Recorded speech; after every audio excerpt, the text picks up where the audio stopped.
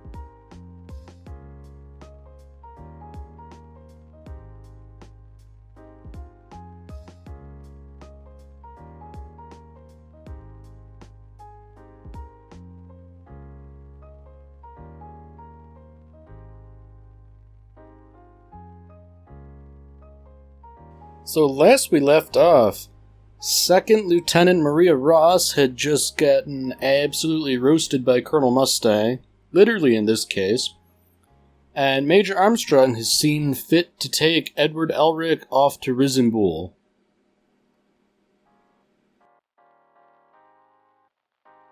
So as it were, the Major himself isn't fully aware of what's going on, he was merely given orders.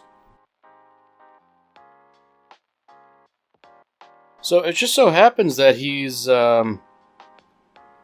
met with one of the lieutenants under Mustang's command. So it seems like, sly dog that he is, Mustang has arranged something.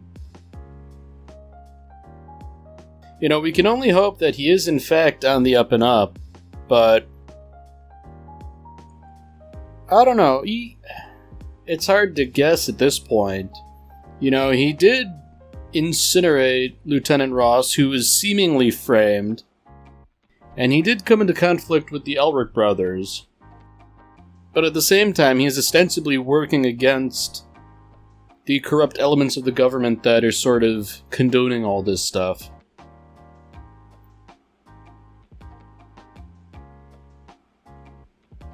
Alright, so the plot thickens a bit more. You know, they're traveling out into the desert. The same desert that Ling Yao had crossed.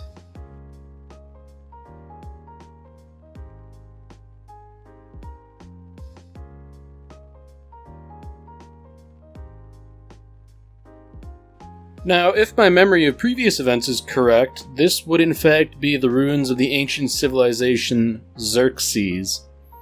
And I believe there's been a fair hullabaloo about it before, in that it was sort of just destroyed overnight. Now, given that a fair bit of Fullmetal Alchemist is sort of analogous to real life, I would say that Xerxes is basically a stand-in for the ancient Roman Empire, or ancient Greece.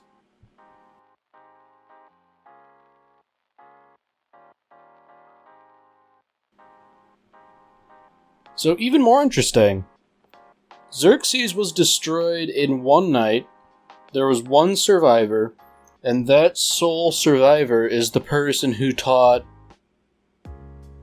the Emestrians alchemy and the Jinese alkahestry. So if for no other reason than, you know, alchemy seems to be a direct product of Xerxes, it seems like a really darn important place.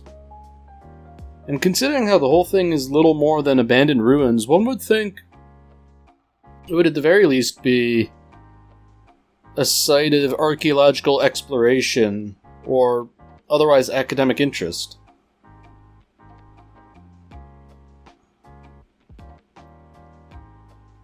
I do find it interesting that everyone's sort of skeptical about the legend, as well they should be, you know.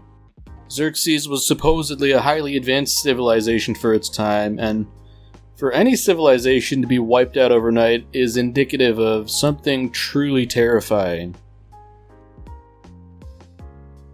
You know, I almost hate to go there, but I feel like the obvious analog would be like a nuclear bombing. You know, something with the magnitude of power necessary to level a city in an instant.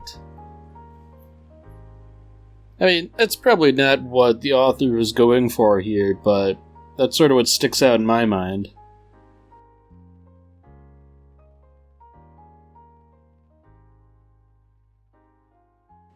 So this is a nice twist here. As it turns out, Mustang is much more cunning than everyone gave him credit for. The second lieutenant is not in fact dead. She was just hiding out in Xerxes.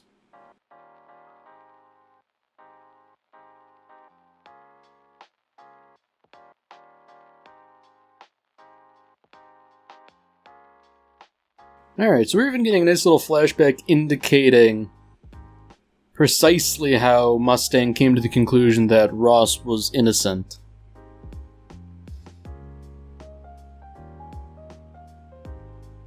You know, it's good to see that everybody sort of made the same deductions that we, the audience, had sort of been led to make. You know, they just sort of announced her guilt, leaked it to the press even before an actual formal trial happened.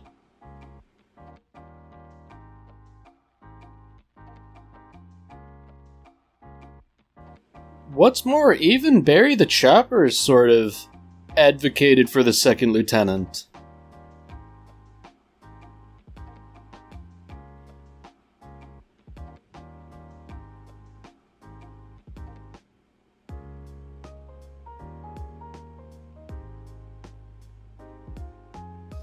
You know, at this point, even though the source is an infamous serial killer, Mustang has concrete evidence that the second lieutenant is innocent, and so, you know, this displays that there's an active conspiracy to sort of snuff out this whole Hughes investigation. So, he's doing, I think, the highly intelligent thing. You know, he's sort of playing along with it and setting up a counter-stratagem, as it were.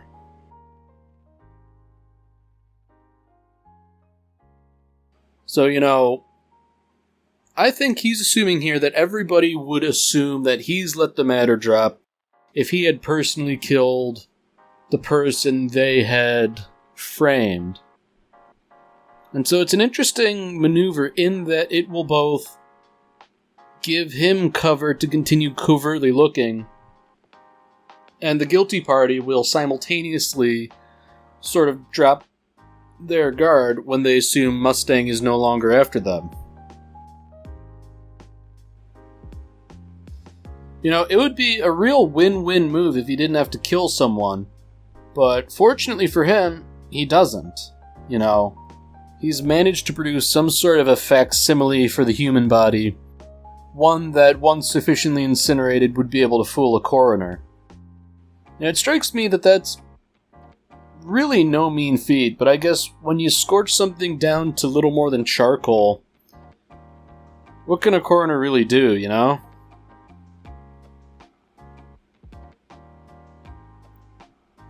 And the colonel's really not wasting any time just throwing her in the dumpster.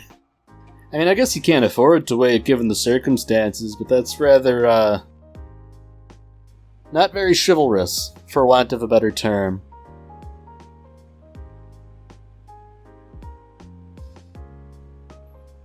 So it's interesting that Ed Elric's arrival on the scene was a bit of an unforeseen circumstance.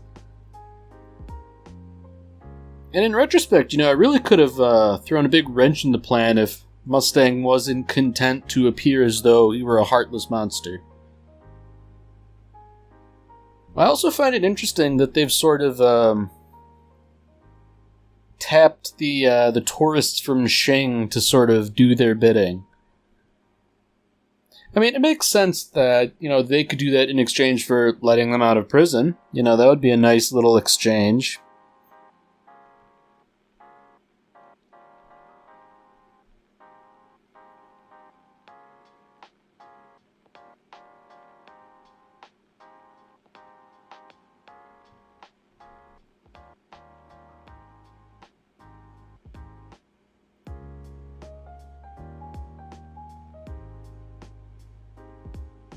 Alright, so indeed, Mustang is in fact planning several steps ahead here. This wasn't merely just a gambit to get the second lieutenant off the hook. The idea here was to catch the actual culprit. And in this case, the homunculi we're aware of seem to be sending the physical body of Barry the Chopper, animated by something, we don't know what, to sort of take care of business.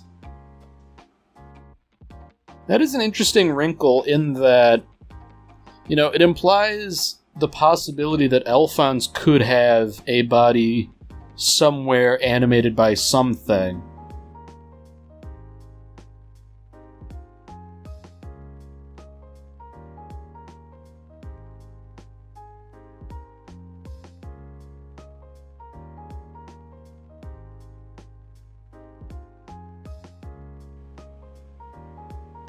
Man, Barry the Chopper really isn't very good at keeping secrets, He's not good at keeping himself hidden. He sort of spilled the beans on Alphonse.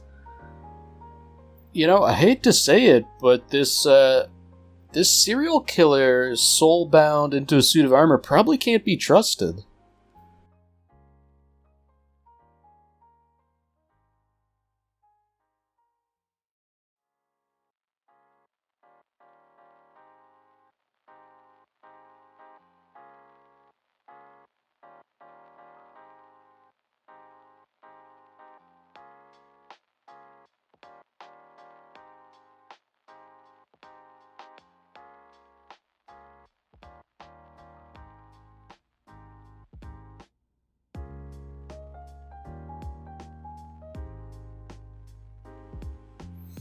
So this is an interesting moment of seemingly doubt for Edward Elric,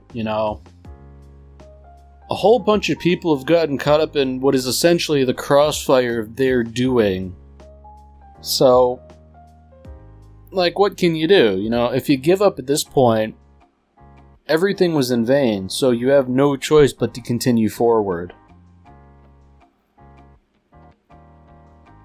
It's nice to see his resolve sort of congeal and coalesce into something solid. Especially considering how broken up he was about the lieutenant colonel.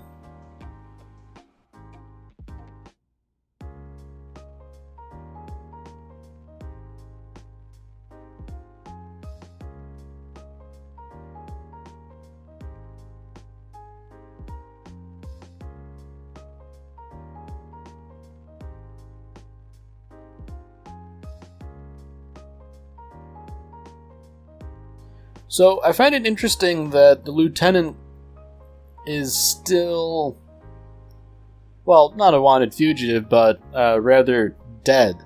So, she's going to have to sort of take refuge in Xing for the time being. We haven't really seen anything of Xing, and I don't believe we will at any point in the future, which is kind of too bad, but I can kind of understand it. If nothing else, it's nice that the lieutenant sort of got out of this alive and relatively unscathed.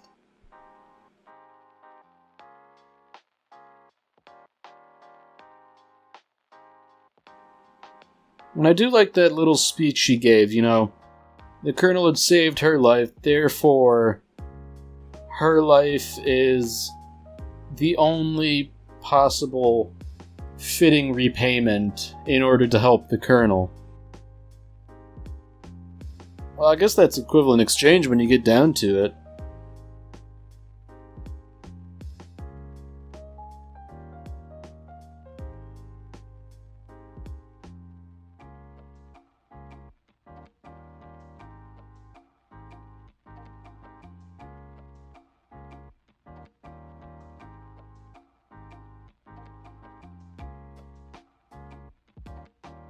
You know, I've gained a little bit of respect for the old man, Fu. You know, he goes out of his way to remark about how honorable the lieutenant's compatriots are, and he seems to be personally seeing to her passage to Xing and getting settled.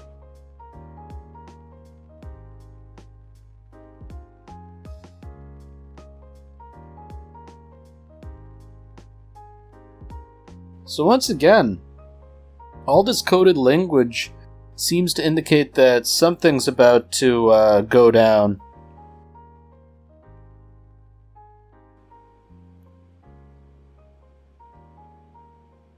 So it is interesting that Barry sort of intervenes to protect his body, even though it's definitely malicious. I find it very interesting that it has this sort of animalistic quality to it. You know, it sort of like runs and moves on all fours and snarls like an animal.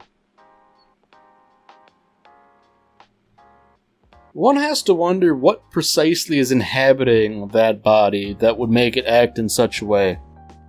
You know, obviously it's not Barry's soul, but who or what's soul could it be?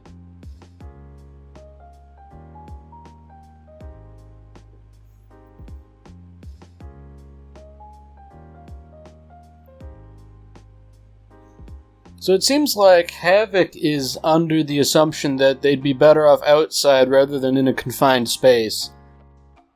And, you know, I guess I can kind of agree with that, considering they're using guns and this thing is content to fight up close. I'm by no means an expert, but I do know that if you're using ranged weapons versus melee weapons, a certain amount of distance is your friend.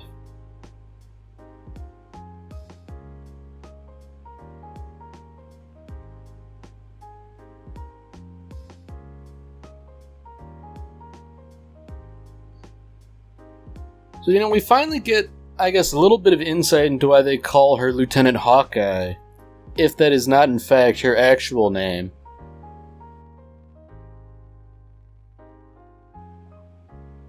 Oh dear. So, perhaps interestingly enough, Barry didn't realize it was his body right away. You know, I have to wonder how long he's been in that metal husk to not immediately recognize himself. He also seems pretty certain that there must be like a lab animal or something in his body now.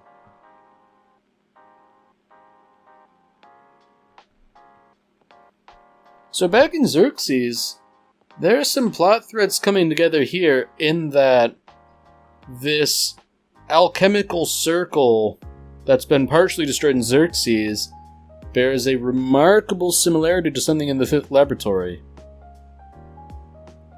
And even more interesting is that a whole bunch of Ishvalans seem to be camped out in Xerxes, and they are rather hostile, perhaps understandably.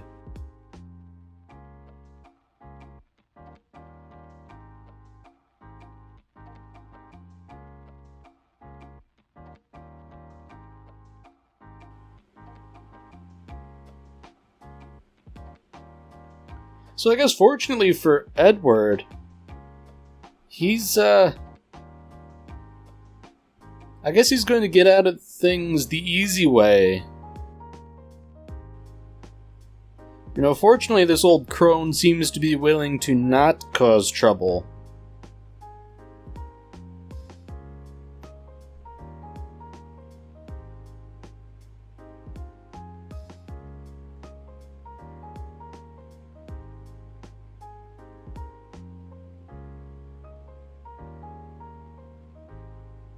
Oh dear, I feel like the plot's about to get really thick all of a sudden. You know, a whole bunch of these Ishvalans were injured during the war, and they were tended to by Emestrian doctors. As fate would have it, in all likelihood they were Winry's parents. So it seems through virtue of Edward knowing the rock bells, he might really get out of this.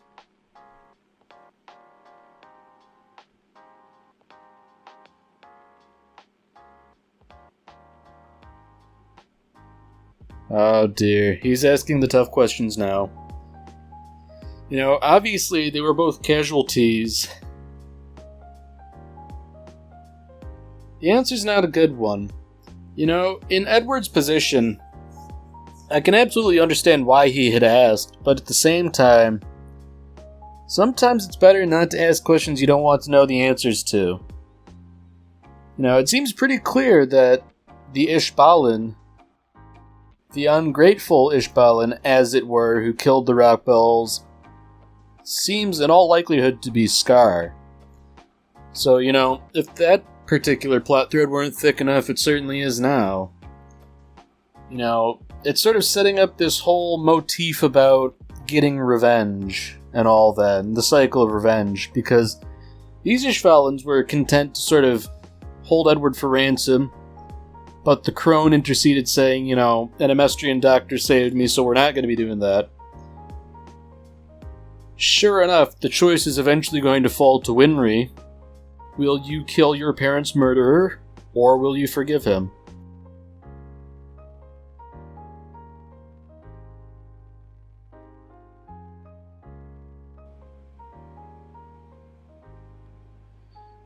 So, you know, for all his relatively good points, Barry really is unhinged if he's considering chopping up his own body just for the fun of it. I mean, it's sort of understandable in that his own body is rotting. But at the same time, I would think just putting it out of its misery would be the better option rather than taking the time to hack it up and have fun with it. You know, that's a little morbid. Oh dear. So, Hawkeye is in a bit of a bind here as well. You know, one of the homunculi has seen fit to sort of attempt to take care of her, and her odds don't look too good.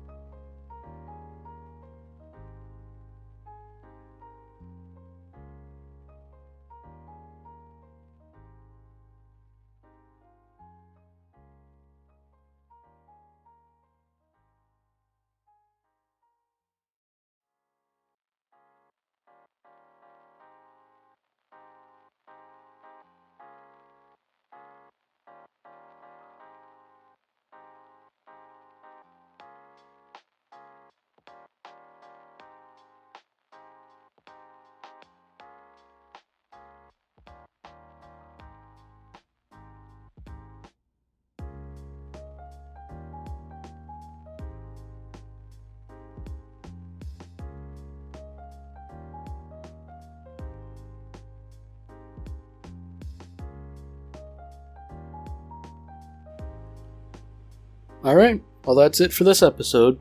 If you've enjoyed it, then by all means, tune in for the next one. See you, Space Cowboy.